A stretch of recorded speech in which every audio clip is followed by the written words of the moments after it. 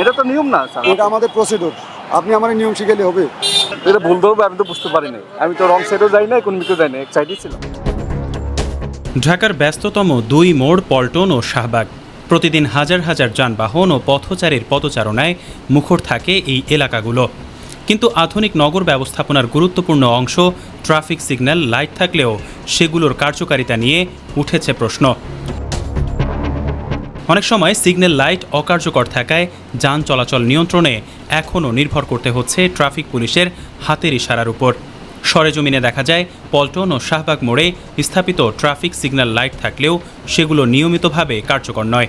ফলে যানবাহন চলাচল নিয়ন্ত্রণে ট্রাফিক সদস্যদের সরাসরি সড়কে দাঁড়িয়ে দায়িত্ব পালন করতে হচ্ছে।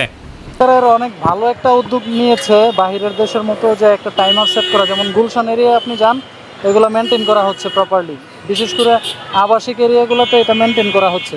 তো আমাদের এটা পুরানো পল্টন মোড়টা একটা ক্রুশিয়াল একটা জায়গা। এইখানে এই জিনিসটা যদি মেনটেন করা যেত তাহলে আমাদের প্রপারলি সিগন্যালটা ক্লিয়ার থাকতো এবং জনদুর্ভোগটা কমতো অনেকটাই। আমি একজন সুপ্রিম কোর্টের আইনজীবী, আমি এই যে যেমন এখন টাইমলি আমি কোর্টে যেতে পারছি না, শুধুমাত্র এইগুলোর ডেভেলপমেন্ট যদি হয়ে যায় তাহলে আমি ইজিলি আমার এক জায়গা থেকে আরেক জায়গায় অনায়াসে যেতে পারবো। ট্রাফিক সিগন্যাল ওইটা হয়তো দেখা যায় চাপ বেশি থাকাতে 5 মিনিট ছাড়ছে, এটা ছাড়ছে মাত্র 1 মিনিট। তাহলে এই সাইডে যারা যাত্রী বা যারা গাড়ি চালক বা আছে প্যাসেঞ্জার আছে, তাদের দেখা যায় অনেক মূল্যবান সময় নষ্ট হচ্ছে। কিন্তু ওই সাইডে মানুষগুলো আবার চলে যাচ্ছে, কিন্তু এই সাইডে তো মানুষ আছে। ব্যস্ত সময়ে গাড়ির চাপ বাড়লে পরিস্থিতি সামাল দিতে তাদের অতিরিক্ত পরিশ্রম করতে হয়। রাত 10টা বা 11টা বা 1টার সময় 2টার সময় অনেক জায়গায় দেখা যাচ্ছে যে আমাদের নাইট ফোর্স থাকে না আর কি। তারপরেও দেখা যাচ্ছে যে সিগন্যাল লাইট চললে অটো কিন্তু সিগন্যাল মানে, এটা কিন্তু সবাই বাংলাদেশের এখন জনগণ সবাই প্রত্যক্ষ। এখানে যেমন আমাদের সিগন্যাল লাইট নাই, কী পরিমাণ ভোগান্তি হয় এটা দেখতেছেন। 4 সিগন্যালে 4 কনস্টেবল আছে, এই কনস্টেবলের দ্বারা একটু কষ্ট হয়, তারপরে করতে হয় আমাদের। চালকদের অনেকেই বলছেন কার্যকর ট্রাফিক সিগন্যাল চালু থাকলে যানজট কমানো এবং যানবাহনের চলাচল আরও শৃঙ্খল করা সম্ভব।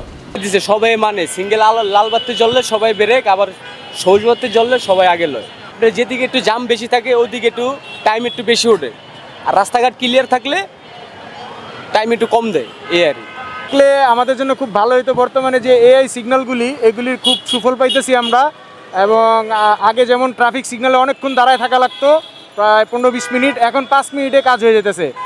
আমি আশা করি যে ঢাকা সিটি পুরোটারে এআই সিগন্যালের আন্ডারে নিয়ে আসলে আমাদের জন্য ভালো হবে।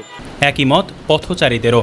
তাদের দাবি সিগন্যাল ব্যবস্থা সচল থাকলে রাস্তা পারাপার আরও নিরাপদ ও সহজ হবে। সিগন্যালগুলো থাকলে মানুষে এই যে এখন যেমন মাঝে নিয়ে যাচ্ছে সেটার মাথায় নিত না, তারা একটা মামলার ভয় থাকতো। এই বাংলাদেশের মানুষের তো আইনের প্রতি শ্রদ্ধাশীল না, মানে আইন যখন প্রয়োগ হয় তখন আবার মানুষ মানতে বাধ্য হয়। আর এই আইনের প্রয়োগের কারণেই এই যদি সিগন্যালগুলো থাকতো তাহলে মানুষ পার হইতো না। আর এখন তো এলোমেলো হয়ে গেছে, যে যার মতো করে ঢুকতেছে। অটোরিকশা চলার আগে যেভাবে আমি আরামদায়কভাবে যেভাবে আমি রাস্তা পার হয়েছি, এখন আমি প্রতিনিয়ত আমি রাস্তা চলতে খুবই ভয় পাই। এটা অনেস্টলি বলছি, আমি ভয় পাই। এবং অলরেডি আমার 2বার অ্যাক্সিডেন্ট হয়ে গেছে, 2বার আমি অটোরিকশা দিয়ে আমি অলরেডি ব্যথা পেয়েছি। এ বিষয়ে ট্রাফিক পুলিশের সাব ইন্সপেক্টর রনি জানান, রাজধানীর ভিআইপি সড়কের কয়েকটি গুরুত্বপূর্ণ মোড়ে ডিজিটাল ট্রাফিক সিগন্যাল ব্যবস্থা চালু রয়েছে। তবে পল্টন ও গুলিস্তান সহ কিছু মোড় এখনও সেই আওতায় আসেনি। যারা ঊর্ধ্বতন কর্তৃপক্ষ আছে, যেগুলো মেইন রোড, সেগুলো তো আপাতত পরীক্ষামূলকভাবে সিগন্যাল লাইট চালু করছে এবং তার সুফলও আমরা পাচ্ছি। বাট এই ধরনের ক্রসিংয়ে আমাদের এখানে দেখেন সব ধরনের গাড়ি আছে, যে পরিমাণ অটোরিকশার উৎপাত, এগুলো আস্তে আস্তে আমাদের অটোরিকশাগুলো আগে নিয়ন্ত্রণে নিয়ে আসতে হবে। তারপর হয়তো দেখা যাচ্ছে সিগন্যাল লাইট চালু করলে এখানে কিছুটা হলেও মানে আমরা সেই সুবিধাটা পাবো। এগুলোকে দ্রুত আধুনিক প্রযুক্তির আওতায় আনার পরিকল্পনা রয়েছে। আসলে কি আমি তো এক সাইডে ছিলাম, হ্যাঁ, অনেকখানে যখন এটা ভুল ধরবে, আমি তো বুঝতে পারি নাই। আমি তো রং সাইডেও যাই নাই, কোন দিকেও যাই নাই, এক সাইডেই ছিলাম। হ্যাঁ, কাগজ এটা আপনার অনলাইন হয়ে গেছে আমার, তো ওই হিসেবে ভুল না, এখন দেখাতে পারছি না, এই হিসেবে ভুল। এখন তো বেট করতে পারবো না, এটা এখানে ডেট আছে, আপনার এখানে স্পষ্টভাবে লেখা আছে লাস্ট ডেট অফ পেমেন্ট। আমি তো দিয়ে দিব, এটা আমাদের প্রসিডিউর, এটা তো নিয়ম না স্যার। এটা আমাদের প্রসিডিউর, আপনি আমার নিয়ম শিখালে হবে না। না, আপনি তো আচ্ছা আমি বোঝাই আপনাকে। ধরেন এই মামলাটা দিলাম আপনাকে, হ্যাঁ, এই কাগজটা আপনাকে দিয়ে দিলাম, আপনি এই মামলা ভাঙলামেন তার নিশ্চয়ই দেখি। এই জন্য আপনার একটা গাড়ির মূল্যবান কাগজ আমরা জব্দ রাখি।